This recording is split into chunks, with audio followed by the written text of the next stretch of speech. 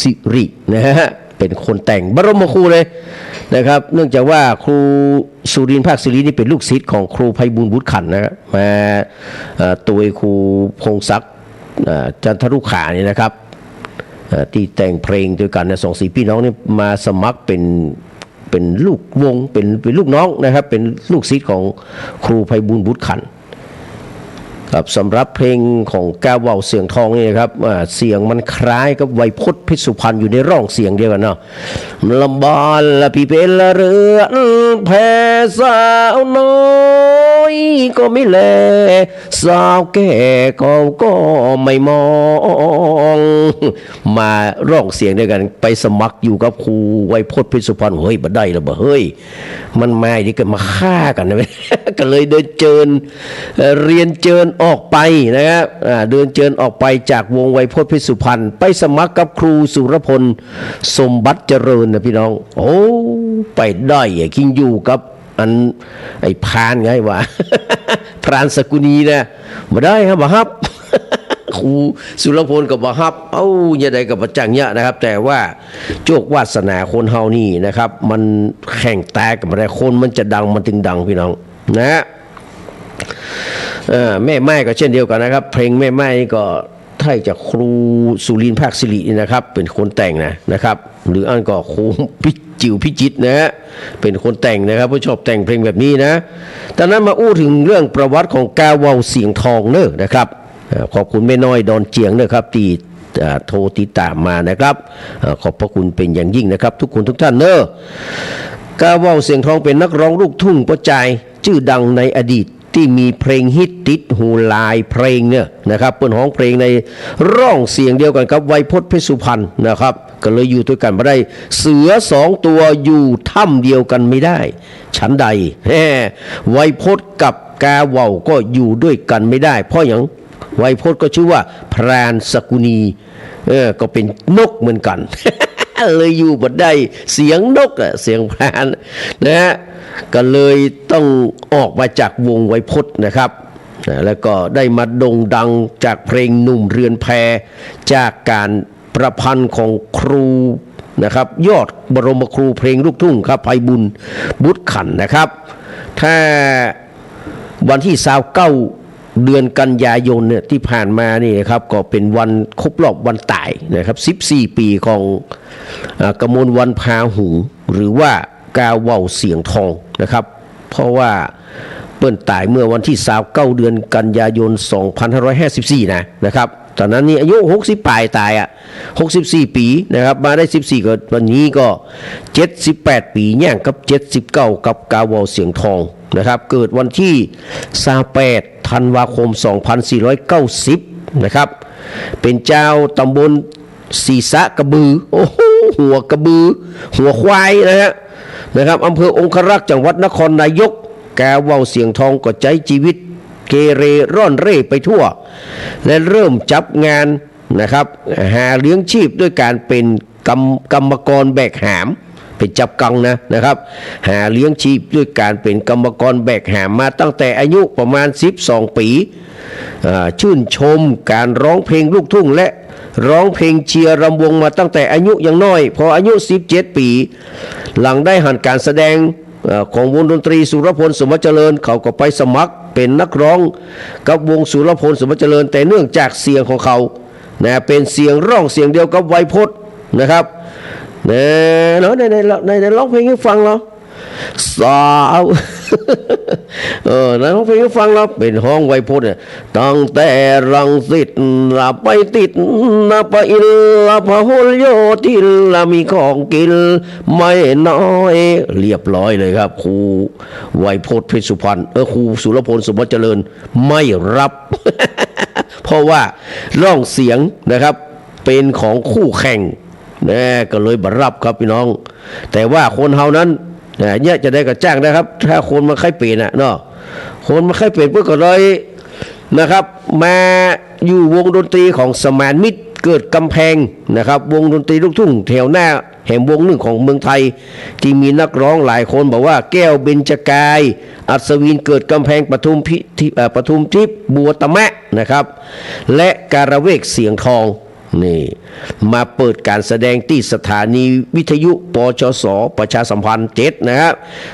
แถวใต้สะพานพุทธกาว่าวเสียงทองก็ไปสมัครเป็นนักร้องและได้รับความเมตตาจากแฟนหัวหน้าวงนะโบทิพย์จะแม่นี่แหละนะฮะคือมาอยู่ในนะครับฐานะคนแบกกล่องพี่น้องป้าปทุมที่บัวตะแม่นี่นะได้สร้างนักร้องหลายคนบอกว่าแม่ยุพินแพทองแม่ชียุพินแพทองก็ถ้ามันมีปทุมที่นี่สมานมิตรหาแล้วมันดำมาค่ะมาเอาสมานมิตรเกิดกำแพงหันอันแม่อันนี้นะ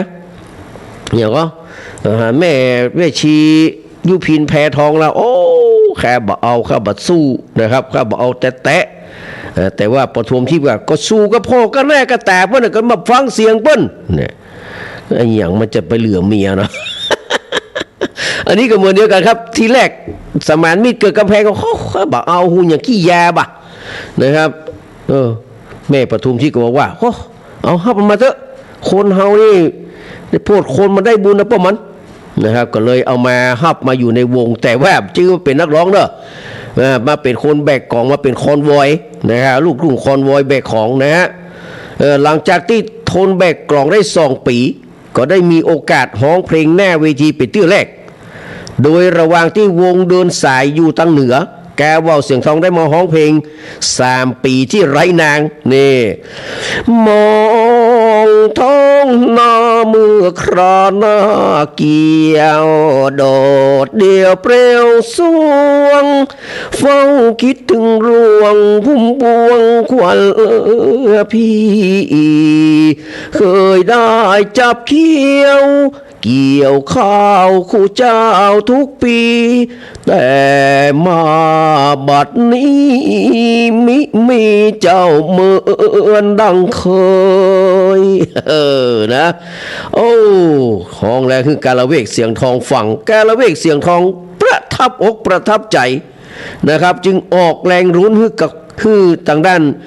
กาว่าวเนี่ยได้ขึ้นเวทีแล้วก็ฮ้องเป็นเวทีแรกของเพลงเนี่ยคือกาว่าวเสียงทองได้ฮ้องหน้าเวทีก็เลยเป็น3 ปีที่ไร้นางนะครับโดยไปฮ้องไกลถึงกวานพะเยานะโอ้พี่น้องได้รับเสียงตอบรับจากแฟนเพลงเป็นอย่างดีสมานมิตรเกิดกำแพงนะหันมีกาละเวกเสียงทองแล้วก็ค่อยตั้งชื่อเขาว่าเสียงทองคือมันคล้องจองกันเหียจบไปเลยว่าหลังจากนั้นแห่งประเมินกาละเวกเสียงทองก็ลาออกจากวงสมานมิตรเกิดกำแพงเกิดจากปัญหาภายในและไปตั้งวงตัวเก่า ขนาดไม่ได้ร้องเพลงอย่างนี้เลยนะตั้งวงตัวเก่ากาว่าเสียงทองก็เลยออกนะตามช่วงนั้นตัวนะฮะกาละเวกเมื่อลาออกไปนะครับนะไปตั้งวงตัวเก่ากาวาวก็ตยไปเพราะว่าได้มาเป็นนักร้องในวงได้ก็เพราะว่ากาละเวกเสียงทองเมื่อกาละเวกลาออกไปแล้วนะฮะก็มาอยู่ตยเนาะช่วงนั้นนี่ไวยพจน์พิสุพรรณลาออกจากวงรวมดาวกระจายของครูสำเนียงม่วงทองเนาะแล้วก็มาตั้งวงตัวเก่ากาวาวเสียงทองก็เลยไปสมัครอยู่กับไวยพจน์แต่ห้องได้มาเมินก็หนังว่านะครับมองท้องหน้าเมื่อคลาหน้าเกี่ยวโดดเดียวเพี้ยวส้มมาเป็นร่องเสียงเดียวกันโอ้มันตึงบดีนะไวสุรพลก็ว่าเสียงเหมือนสุรพลเสียงไวโพจน์แฮมาฮับ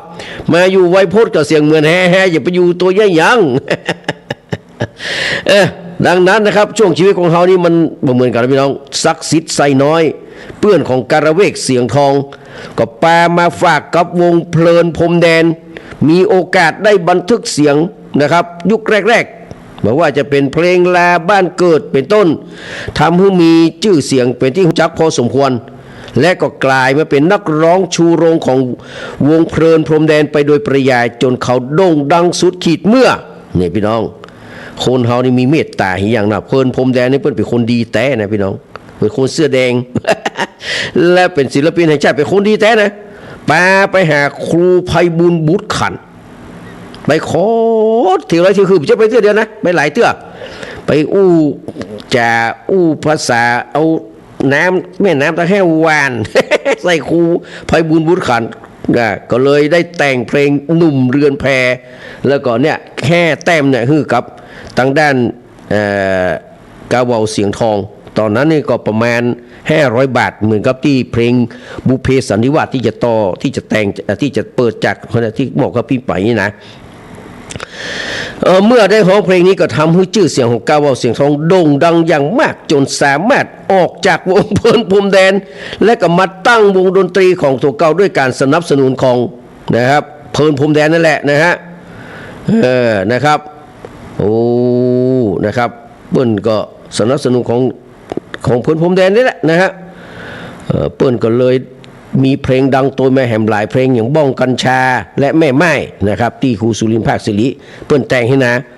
หลังจากที่ชื่อเสียงลดน้อยถอยลงไปธรรมดานะคนเฮามีขึ้นมีลง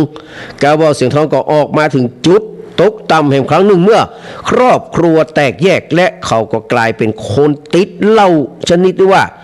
ดื่มจัดไปโดยปริยายดื่มสุราเขาว่าไม่ดีแต่ฉันนี้สิไม่เคยแคร์สูบกัญชาหนูว่ามันดีแต่ฉันนี้ก็ไม่เคยแคร์ถึงโลกนี้ไม่มีใครแลฉันยังมีแม่ที่ยังรักฉันชอบขนาดนั้นก้าวเว้าเสียงทองชอบเพลงหัวทิ่มพ่อพวกแกนะครับของไอ้ยังก็ชูชาติเทียนทองนี่นะในปี 2554 นะครับเปลี่ยนภาพลักษณ์นะจะอดีตจากที่เคยเป็นคนติดเหล้าชนิดว่ากินจนคลองสติบอยู่จนแม้วันหนึ่งนะครับในปัจจุบันด้วยใจที่เด็ดเดี่ยวนะครับเขาก็สามารถเลิกดื่มเหล้าโดยปริยาย